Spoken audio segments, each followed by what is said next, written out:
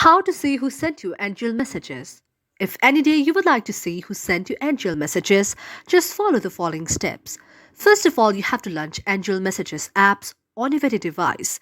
In order to do so, first of all, you have to tap on the very application of NGL Messages on your device.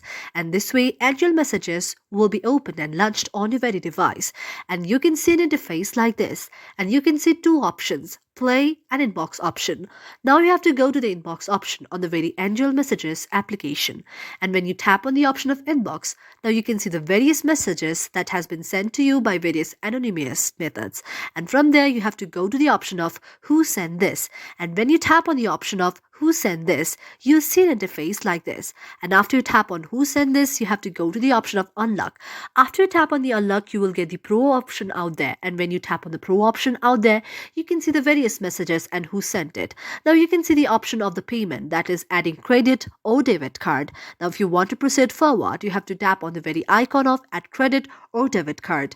And you will see the option of adding credit card on your very device. And after you tap on the option of adding credit card, and if you go to the option of save, this way you can add and you can see the various messages that has been sent to you. Thank you for watching our video, and if you really liked our video, do not forget to subscribe our channel.